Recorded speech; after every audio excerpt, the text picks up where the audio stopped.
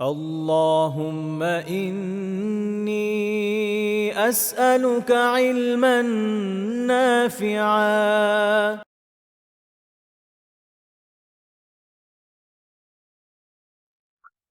আসসালামু আলাইকুম রহমতুল্লাহি ওবরাকাতুহু আলহামদুলিল্লাহ ওয়াসসালাতু ওয়াসসালামু আলা রাসূলিল্লাহ ওয়া আলা আলিহি ওয়া আসহাবিহি ওয়া মান ওয়ালাহ আম্মা বা'দ।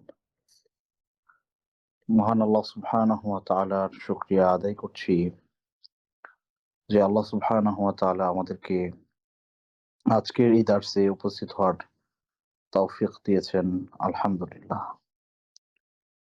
সম্মানিত দিনী ভাই বোনেরা, আমরা রমাদানের আগ পর্যন্ত পবিত্র কোরআনুল কারিমে আল্লাহ সুবহানাহু ওয়া তাআলা যে সকল নবী রাসূলদের ঘটনা উল্লেখ করেছেন, এর পাশাপাশি আল্লাহর বিভিন্ন সালেহ বান্দাদের জীবনে ঘটে যাওয়া অনেক ঘটনা, শিক্ষা আমাদের জন্য রয়েছে যেগুলোতে, এই বিষয়গুলো নিয়ে আমরা কথা বলছিলাম। তো এই ধারাবাহিকতায় লোকমান আলাইহিস সালাতু ওয়াসসালাম উনি উনার সন্তানকে যেই উপদেশগুলো দিয়েছিলেন সেগুলোর ব্যাপারে আমরা কথা বলছিলাম। লোকমান আলাইহিস সালাতু ওয়াসসালাম তিনি আল্লাহ সুবহানাহু ওয়া তাআলার একজন খালেস বান্দা ছিলেন, পছন্দের বান্দা ছিলেন, আল্লাহর সালেহ বান্দা ছিলেন। তিনি নবী বা রাসূল না হওয়া সত্ত্বেও আল্লাহ সুবহানাহু ওয়া তাআলা তার কথা পবিত্র কোরআনে উল্লেখ করেছেন। আল্লাহ সুবহানাহু ওয়া তাআলা পবিত্র কোরআনে অসংখ্য মানুষদের আলোচনা এনেছেন যারা নবী বা রাসূল ছিলেন না। কিন্তু সলিহিন যারা, নেককার যারা, রব্বানী যারা,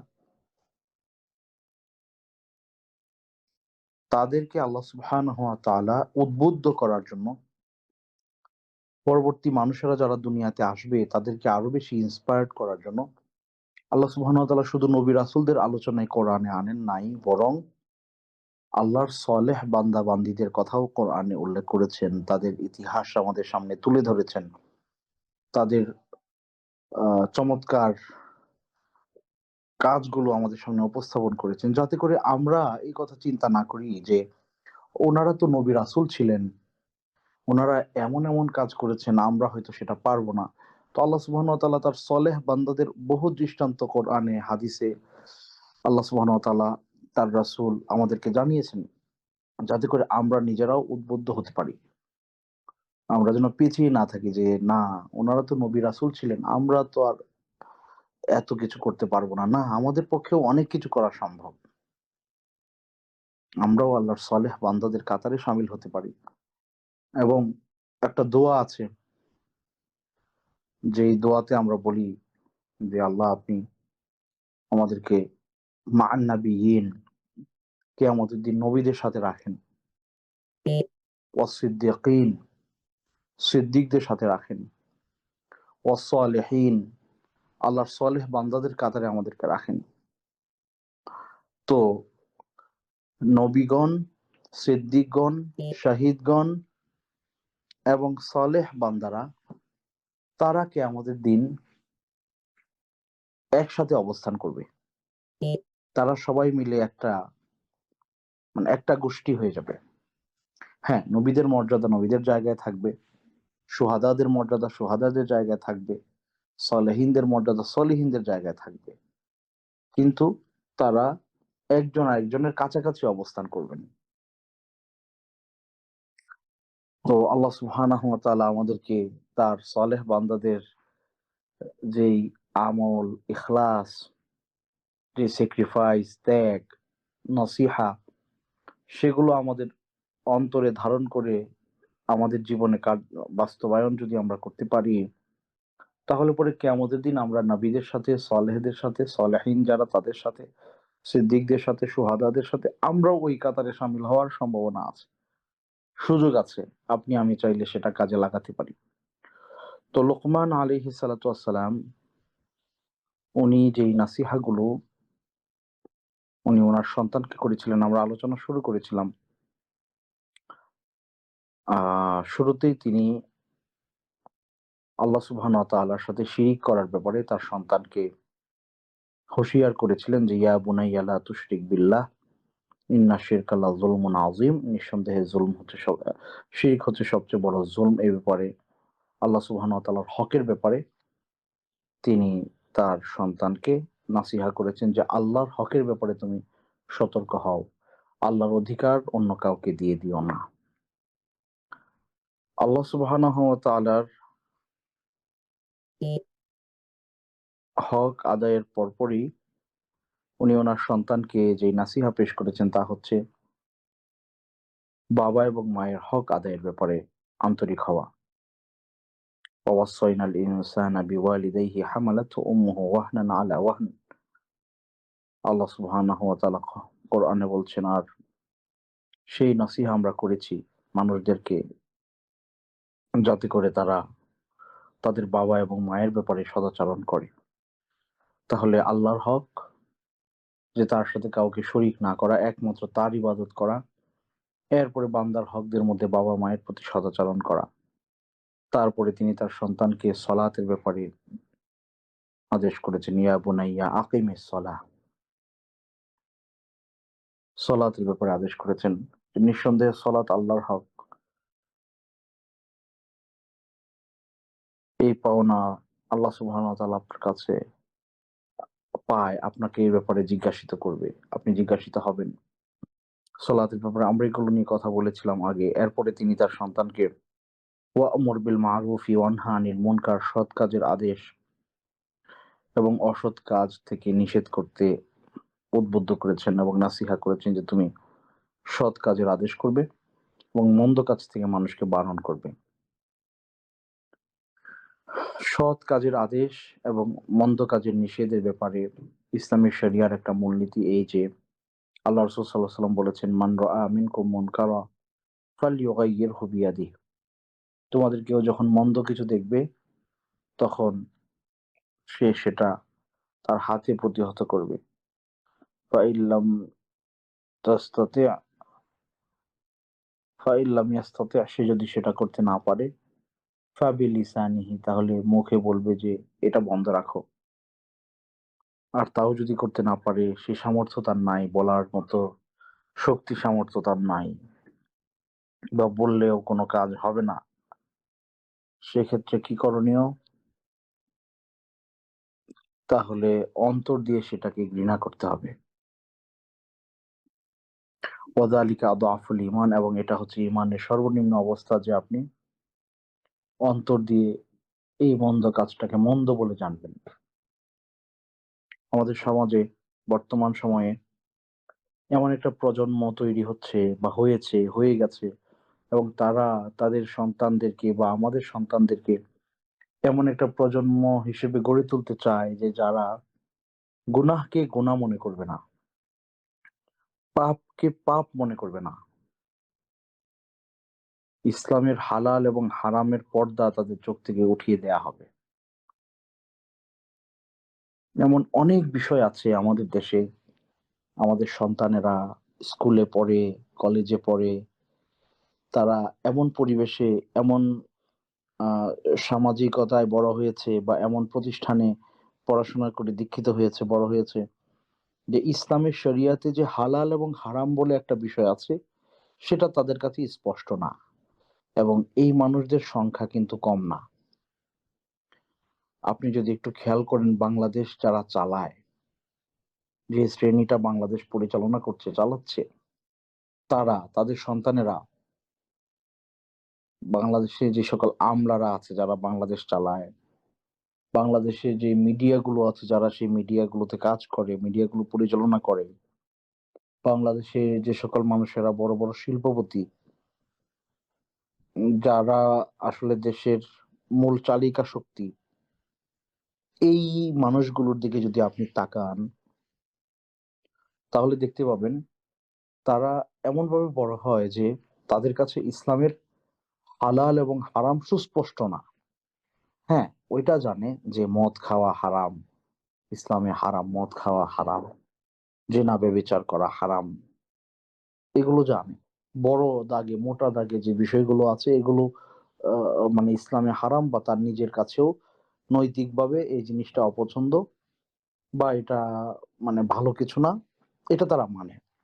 কিন্তু এমন বহু বিষয় আছে যেগুলো ইসলামী শরিয়া হারাম করে দিয়েছে কিন্তু তাদের চোখে সেটা হারাম মনে হয় না। যেমন যেমন ধরেন গান বাজনা শোনা, ইসলামের শরীয়তে এটা হারাম, যে আপনার মিউজিক সহকারে গান বাজনা শোনা ইসলামী শরীয়তে এটা হারাম। দেখবেন আপনি বাংলাদেশে এমন অনেক কম্পিটিশন হয়, গানের কম্পিটিশন হচ্ছে, নাচের কম্পিটিশন হচ্ছে জাতীয় পর্যায়ে। তো সে মুসলিমের সন্তান, সেখানে পার্টিসিপেট করছে, সে বা বলতেছে সবাইকে যে আপনারা দোয়া করবেন আমি যেন কি ফার্স্ট হতে পারি। তাহলে আপনি ভালো কাজের আদেশ আর মন্দ কাজের নিষেধ করবেন, এমন একটা বড় প্রজন্ম বর্তমানে আমাদের অলরেডি তৈরি আছে এবং তারা তাদের পরের প্রজন্মকেও তৈরি করবে এভাবে যে তাদের কাছে হালাল হারামের জ্ঞান স্পষ্ট ভাবে থাকবে না, সুস্পষ্ট জ্ঞান থাকবে না। তাহলে এই যে মিউজিক সহ গান শোনা এটা যে হারাম, এই জ্ঞানটা তাদের কাছে নাই। এটা তাদের কাছে একটা আর্ট, এটা তাদের কাছে একটা শিল্প। অভিনয় করা, ফিল্মে অভিনয় করা, নাটকে অভিনয় করা, নারী পুরুষ অবাধে, দেখবেন তারা হজে আসে, উমরাতে আসে এবং তারা মনে করে এখানে আসলে এখানের কাজ, এখান থেকে ফিরে গেলে ওখানের কাজ। এটা আমার একটা জব, এটা আমার একটা ডিউটি, এটা আমার একটা পেশা, এখানে আমি যা করি তাতে কোনো সমস্যা নেই। অথচ এটা হারাম, কিন্তু তাদের কাছে স্পষ্ট না। তারা আবার অনেক সময় ধর্মের কাজ কাম করতে চায়, ধার্মিক হইতে চায়, ধর্মের সাথে নিজেরা মিশতে চায়। সবাই না, বাট অনেকে। তো যারা আসতে চায় তাদের কাছে স্পষ্ট না যে এই কাজগুলো তারা হারাম করছে, তাদের কাছে হালাল হারাম স্পষ্ট না। তো হালাল হারাম যদি স্পষ্ট নাই হয়, তাহলে আপনি ভালো কাজের আদেশ মন্দ কাজের নিষেধ কিভাবে করবেন? তাহলে এই যে একটা প্রজন্ম তৈরি হয়ে গেছে বা হচ্ছে, তাদের কাছে এই দাওয়াত কে পৌঁছাবে, কারা পৌঁছাবে? যে ইসলামে হালাল এবং হারামের সীমা রেখা আছে, ইসলামের সেই ফিল্টারে আপনাকে আপনার কাজটা ফেলতে হবে। এটা ফিল্টার হয়ে যদি বের হয়ে আসে এটা হালাল, আটকে গেলে হারাম। এই এই শিক্ষাটা তাদের পর্যন্ত কে পৌঁছাবে? এবং সেই মানুষদের সংখ্যা বাংলাদেশে অর্ধেকেরও বেশি বা আরো বেশিও হতে পারে। একটা বিশাল জনগোষ্ঠীর কাছে ইসলামী শরিয়ার হালাল হারাম স্পষ্ট না, কোনোভাবে স্পষ্ট না। এই যে দেখেন, এখন বৈশাখ মাস শুরু হবে হয়তো কয়েকদিন পরে। তো বৈশাখ মাস উপলক্ষে ঢাকা ইউনিভার্সিটির শিক্ষার্থীরা, চারুকলার শিক্ষার্থীরা তারা কি করবে? এরকম নানান মানে উদযাপনের জন্য মঙ্গল শোভাযাত্রা বা যাই বলুক না কেন, সেগুলোর নামে তারা বিভিন্ন প্রতিকৃতি আঁকবে, অঙ্কন করবে, বানাবে, এগুলো নিয়ে রাস্তায় নামবে।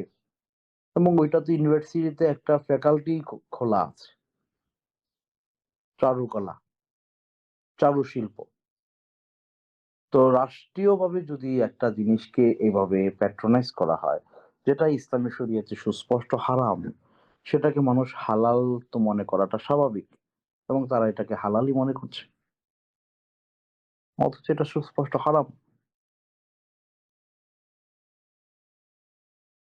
এবং ভয়ঙ্কর ব্যাপার হচ্ছে যে আস্তে আস্তে আস্তে আস্তে এমন আরো অনেক কিছু ধরেন সমাজের মানুষদের কাছে স্বাভাবিক হয়ে যাচ্ছে, এগুলো আর তেমন আপনার গুনাহের কাজ বলে মনে হচ্ছে না।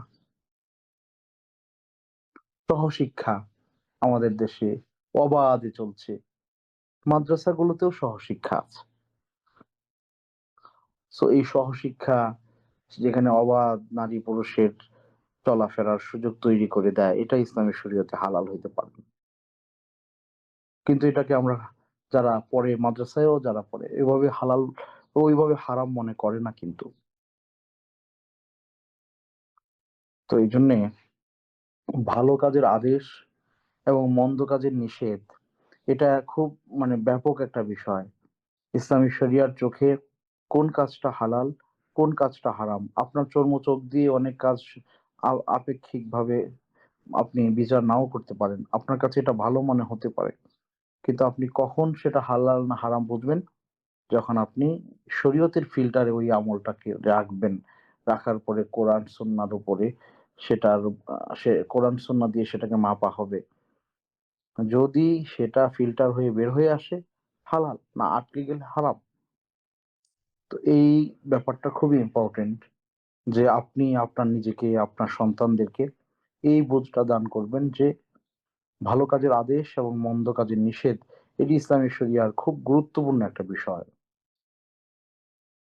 এই জায়গা যদি স্পষ্ট না হয় তাহলে একজন মানুষ মানে পরিপূর্ণ মুসলিম হতে পারবে না, পরিপূর্ণ মুসলিম হতে পারবে না। এবং আমাদের সমাজের বহু মানুষের একটা ধারণা আছে যে আমি যখন মসজিদে যাব তখন আমি ধর্মের কাজকর্ম করব, নামাজ পড়বো, আনুষঙ্গিক আরো যা আছে করব। এরপর ওইখান থেকে বের হয়ে যাওয়ার পরে আমি আমার মতো করে জীবন চালাবো। পর্দা করলে করলাম, না করলে নাই। হালাল হারাম মেনটেন করার কোনো সুযোগ তাদের কাছে ওইভাবে থাকে না। এটা খুবই আফসোসের বিষয়। এই প্রজন্মকে কিভাবে এই জায়গাটা থেকে ফিরিয়ে আনা যায় যে না, তোমার পরিবেশ পরিস্থিতি তোমাকে যা শিখিয়েছে তার বাইরে আরেকটা পরিমাপের যন্ত্র আছে যেটা দিয়ে তোমাকে মাপতে হবে কোনটা হালাল কোনটা হারাম। তোমার দেশ, তোমার জাতি, তোমার সমাজ, তোমার শিক্ষা প্রতিষ্ঠান, তোমার পাড়া প্রতিবেশী, তোমার বাবা মা তোমাকে হালাল হারাম যা জ্ঞান দিচ্ছে, ভালো মন্দের যে বুঝ দিচ্ছে, সেটার বাইরেও শরিয়ার একটা মানদণ্ড আছে। সেই মানদণ্ডে আমাদের কাজগুলো হালাল কিনা হারাম কিনা এই বোঝটা আমাদেরকে নিতে হবে। যাই হোক, এরপরে লোকমান আলাইহিস সালাতু ওয়াসসালাম ওনার সন্তানকে ভালো কাজের আদেশ মন্দ কাজের নিষেধের দায়িত্বের ব্যাপারে সতর্ক করার পরে তিনি যে ব্যাপারে কথা বলেছেন তা হচ্ছে আপনার সবর। ওয়াসবির আলা মা আসাবাক ইন্না যালিকা মিন আজমিল উমুর। তিনি বলেছেন তুমি আল্লাহর পথে চলতে গিয়ে, হকের পথে চলতে গিয়ে, দ্বীনের পথে চলতে গিয়ে যে বাধা বিপত্তি, যে কষ্ট ক্লেশ আসবে সেই জায়গায় সবর করা। সম্মানিত দ্বীনী ভাই বোনেরা, সবর এত গুরুত্বপূর্ণ একটা বিষয় যে আল্লাহ সুবহানাহু ওয়া তাআলা পবিত্র কোরআনে সবরের প্রতিদান কি তা বলছেন। ওয়াজাযাহুম বিমা সাবারু জান্নাতান ওয়া হারিরা। ওয়াজাযাহুম বিমা সাবারু জান্নাতান ওয়া হারিরা। আর সবরের প্রতিদান হচ্ছে জান্নাত এবং রেশমি পোশাক। সবরের প্রতিদান জান্নাত বলা হয়েছে স্পষ্ট করে কোরআনে। সবরটা কয় রকম হতে পারে জানেন? সবর কয়েক রকমের হইতে পারে। একটা সবর হচ্ছে যে আপনি ওয়ালা নাখাফু ফিল্লাহি লাউমাতা লাইম, আমরা আল্লাহর পথে চলতে গিয়ে, আল্লাহর কাজ করতে গিয়ে, দাওয়াতের কাজ করতে গিয়ে, দ্বীনের উপরে থাকতে গিয়ে নিন্দুকের নিন্দাকে পরোয়া করব না। তারা যদি আমাদের সাথে মন্দ কিছু করে আমরা ধৈর্য ধারণ করব। আমি অটল থাকবো, আমি আমার কাজের উপরে অটল থাকবো, আমি আমার এই কাজ ছেড়ে দিব না। এটা একটা সবর। আরেকটা সবর হচ্ছে যে আল্লাহ সুবহানাহু ওয়া তাআলা আপনাকে দুনিয়াতে যে পরিস্থিতিতে রাখবেন সেই পরিস্থিতির উপরে সন্তুষ্ট থেকে কাজ করে যাওয়া, নিজের দায়িত্ব পালন করা। আল্লাহ আপনাকে যে পরিস্থিতিতে রাখছেন, যে অবস্থায় রাখছেন, যে সামাজিক মর্যাদা দিয়ে রাখছেন, যে পেশায় রাখছেন, যে অবস্থানে রাখছেন, সেটা যদি হালাল হয় সেটার উপরে সন্তুষ্ট থেকে আল্লাহর কাজ করে যাওয়া। অর্থাৎ অল্পে সন্তুষ্ট থেকে সবর করা,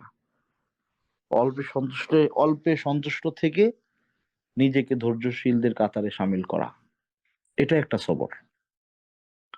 আরেকটা সবর কি? আরেকটা সবর হচ্ছে নানান ধরনের বালা মুসিবত, অসুস্থতা, রোগ ব্যাধি, বিপদ এগুলো যখন আসবে তখন আল্লাহমুখী হয়ে যাওয়া, বিপদে বেপরোয়া হয়ে না যাওয়া, বিপদে আশাহত হয়ে না যাওয়া, বিপদে ফ্রাস্ট্রেটেড হয়ে না যাওয়া, বরং ইন্না লিল্লাহি ওয়া ইন্না ইলাইহি রাজিউন, আমরা তো আল্লাহর জন্যই আল্লাহর কাছেই ফিরে যাব। আমার যা মালিকানা দুনিয়াতে আছে এটা মূলত আল্লাহর মালিকানা।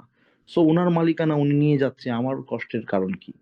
আমি তো উনার জন্যই। এভাবে নিজেকে আল্লাহর সাথে সংযুক্ত করে ফেলা, আল্লাহর সাথে নিজেকে অ্যাটাচ রাখা, এটা একটা সবর। আরেকটা সবর হলো অন্যরকম সবর। সেটা কি জানেন? সেটা হচ্ছে আল্লাহ সুবহানাহু ওয়া তাআলা আপনাকে সামর্থ্য দিয়েছেন। সামর্থ্য থাকা সত্ত্বেও সামর্থ্য থাকা সত্ত্বেও মন্দ কাজ থেকে নিজেকে আটকে রাখার মাধ্যমে সবর করা। এটা আরো কঠিন সবর। একটা হচ্ছে যে আল্লাহ আপনাকে দুনিয়াতে টাকা-পয়সা দেয় নাই, অসহায় রাখছে, আপনি নিজে ঠিক আছে তোমার ফায়সালার উপরে আমি সন্তুষ্ট। যতটুকু দিছো আলহামদুলিল্লাহ সন্তুষ্ট। আরেকটা কি, আপনার টাকা আছে, পয়সা আছে, সুযোগ আছে, সামর্থ্য আছে, সব আছে। কিন্তু আপনি আপনার নিজেকে আটকে রাখছেন, গুনায় পতিত হচ্ছেন না, মন্দ কাজে পতিত হচ্ছেন না। যৌবনের তাড়না আছে কিন্তু আপনি সেটা বিপথে ব্যবহার করছেন না। চোখ দিয়ে তাকানোর, নানান দিকে তাকানোর সুযোগ আছে কিন্তু আপনি হারামে তাকাচ্ছেন না। আপনার হাতে টাকা আছে, আপনি যা ইচ্ছা তা করতে পারেন, বাট আপনি না করে আপনি ভালো পথে চলতেছেন, দান সদকা করতেছেন। এটাও সবর, যে আল্লাহ সুবহানাহু ওয়া তাআলা আপনাকে অনেক দিয়েছে কিন্তু আপনার ভোগ করার ক্ষমতাটা লিমিটেড। সো সেই লিমিটেশনের ভেতরে নিজেকে রেখে সবর করা, যে আল্লাহ এই দুনিয়াতে ঠিক আছে আমার টাকা ছিল, পয়সা ছিল, সামর্থ্য ছিল, কিন্তু তুমি যেহেতু এগুলোকে হারাম কইরা দিছো, আমি এটা খাইলাম না, আমি এটা পড়লাম না, আমি এটা ধরলাম না, কারণ এটা হারাম। এই আমি সবর করলাম। তাহলে এই ধরনের সবরের প্রতিদান কি? জান্নাত। এবং এটার অপর নাম তাকওয়া। এই জায়গায় সবরের অপর নাম তাকওয়া। তো উনি ওনার সন্তানকে এই সবরের নাসিহা করেছেন। এরপরে আহ শেষের দিকে এসে তিনি তার সন্তানকে যে ব্যাপারে নাসিহা পেশ করেছিলেন তা ছিল যে অহংকারী হয়ে না যাওয়া, মানুষকে তুচ্ছ জ্ঞান না করা, চলাফেরাতে মধ্যম পন্থা অবলম্বন করা, কথাবার্তায় সাবলীল ভাবে কথা বলা, এই ব্যাপারে অর্থাৎ আচার আচরণের ব্যাপারে আচরণের ব্যাপারে মাধুর্যতা রক্ষা করার পরামর্শ তিনি দিয়েছেন। এবং মানুষের সাথে ওঠা বসার ক্ষেত্রে অহংকার প্রদর্শন করাকে তিনি মারাত্মকভাবে মন্দ কাজ বলে বিবেচিত করেছেন এবং তার সন্তানকে বলেছেন যে কোনোভাবেই ওয়ালা তামশি ফিল আরদি মারাহা, অহংকার করে দুনিয়াতে তুমি চলাফেরা করো না। অহংকার কি জিনিস? অহংকার মানে এই না যে আপনি ভালো ব্র্যান্ডের জামা পরলেন, জুতা পরলেন, ঘড়ি পরলেন, মোবাইল ফোন ব্যবহার করলেন, এটার মানে অহংকার না। অহংকার কি? বাতারুল হাক্কি ওয়া গামাতুন নাস, সত্য আপনাকে স্পষ্ট করেছে একজন, কিন্তু আপনি বললেন যে না আমি যেটা বুঝি এটাই ঠিক, এটা অহংকার। সত্য স্পষ্ট হয়ে যাওয়ার পরেও নিজের ভেতরের গোঁড়ামির কারণে সেটা গ্রহণ না করা, নিজের বড়ত্ব, আমি ছোট হয়ে যাব, এই চিন্তায় অন্যের কাছে হক থাকা সত্ত্বেও সেটা গ্রহণ না করা, এটা হচ্ছে অহংকার। আর একটা অহংকার কি? ওয়াগামাতুন নাস, মানুষকে তুচ্ছ জ্ঞান করা, মানুষকে ছোট জ্ঞান করা। মনে রাখবেন প্রত্যেকটা মানুষের মধ্যেই ভালো কিছু থাকে। তো আপনার দায়িত্ব হবে কারো ব্যাপারে মন্দ ধারণা না করা, কাউকে তুচ্ছ জ্ঞান না করা, কাউকে তার ভুলের কারণে, তার ত্রুটির কারণে তুচ্ছ জ্ঞান করা যাবে না। হয়তো তার মধ্যে এমন অনেক ভালো কিছু আছে যেটা আপনি করেন না কখনোই। সুতরাং কোনো অপরাধ বোধের কারণে, হ্যাঁ ওই অপরাধটা মন্দ নিঃসন্দেহে, কিন্তু ওইটার কারণে একজন ব্যক্তিকে একেবারেই তুচ্ছ জ্ঞান করা, এই ধরনের আচার আচরণ করা যাবে না। এগুলো ইসলামী শরীয়তে হারাম। এবং এগুলো যদি আমরা করি দেখেন তাহলে কি হবে, এতক্ষণ পর্যন্ত যে ব্যাপারে আলোচনা হলো, আল্লাহর হক আদায়, বান্দার হক আদায়, বাবা মায়ের প্রতি আন্তরিক হওয়া, সবর করা, সলা কায়েম করা, দাওয়াতের কাজ করা, এই সবকিছুর পরে এসে এখন আচার আচরণ শেখাচ্ছে আপনাকে আমাকে। ওনার নাসিহার মধ্যে আচার আচরণের বিষয়টা কেন আসলো? কারণ এই আচার আচরণ যদি মন্দ হয় তাহলে আগের সবকিছু এই আচার আচরণের ছিদ্র দিয়ে পইড়া যাবে। বুঝছেন কিনা?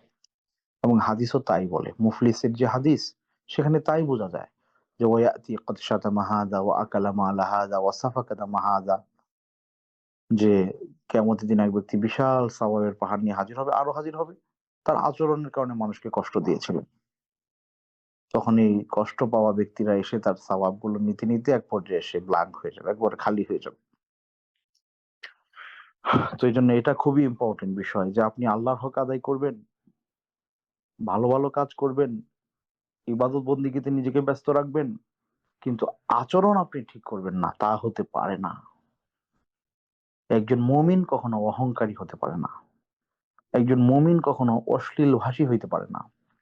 একজন মুমিন কখনো রাগের সময় সবসময় সীমা লঙ্ঘন করে ফেলতে পারে না। হ্যাঁ, কারো রাগ বেশি থাকতে পারে। নিজেকে যখন কন্ট্রোল সে করতে পারলো না, অপরাধ হয়ে গেল, এরপরে সে যখন স্বাভাবিক হলো তখন সে অনুতপ্ত হবে, সেটার কাফারা আদায় করার চেষ্টা করবে। আল্লাহ রাসূল সাল্লাল্লাহু আলাইহি সাল্লামের একজন সাহাবী, তিনি একদিন রাগের বশে তার যে কাজের মেয়ে তাকে থাপ্পড় দিলেন। তো রাগের বশে সেটা তিনি করে ফেলছেন। সম্ভবত তিনি দাসী ছিলেন। আহ তো পরবর্তীতে তিনি এতটাই অনুতপ্ত হলেন, নিজের কাছে এতটাই কষ্ট লাগতেছিল যে আমি কি কাজটা করলাম। সে হয়তো অপরাধ করেছে, ভুল করেছে, তো তাকে আমি কথা বলে সংশোধন করতে পারতাম। আমি তাকে আঘাত করলাম। এই অনুতপ্ত থেকে উনি ওই দাসীকে আজাদ করে দিলেন, বললেন যে যাও তুমি মুক্ত, আমি তোমাকে আজাদ করে দিলাম। তো মুমিনরা এরকম, কিন্তু একজন মুমিন কখনো সে রাগান্বিত অবস্থায় যা ইচ্ছা তাই করে, আবার স্বাভাবিক অবস্থায়ও সেটা সঠিক প্রমাণ করার চেষ্টা করে। একজন মুমিন কখনো এমন হইতে পারে না। একজন মুমিন কখনো অহংকারী, বদমেজাজি, অশ্লীল ভাষী এবং তার আচার আচরণে অন্যদেরকে কষ্ট দিতে পারে না। আপনার ইবাদাত, আপনার আমল, আপনার আকীদা, আপনার সবকিছু যদি আপনার আচার আচরণে পরিবর্তন আনতে না পারে, তাহলে দেখা যাবে এই কারণে আপনার এত এত ভালো আমল নষ্ট হয়ে যাবে। তো আল্লাহ সুবহানাহু ওয়া তাআলা আমাদের সবাইকে লোকমান আলাইহিস সালাতু ওয়াস সালাম ওনার সন্তানকে যে নাসিহাগুলো পেশ করেছেন সেগুলো আমরা আমাদের নিজেদের জন্য এবং নিজেদের সন্তানদের জন্য এই নাসিহাগুলো যেন আমরা রাখতে পারি, আমলে আনতে পারি। আল্লাহ আমাদের সবাইকে তৌফিক দিন। আল্লাহুম্মা আমিন। আজকের মতো এখানেই শেষ করছি। আমরা আগামী দার্স থেকে ইনশাআল্লাহ নতুন আরেকটা টপিকের উপরে আলোচনা করব বিইذنিল্লাহ। হাদা মা ইনদি, আল্লাহু আ'লামু বিস-সাওয়াব ওয়া সাল্লাল্লাহু তাআলা আলা সাইয়্যিদিনা ওয়া নাবিয়িনা মুহাম্মদ। আসসালামু আলাইকুম ওয়া রাহমাতুল্লাহ।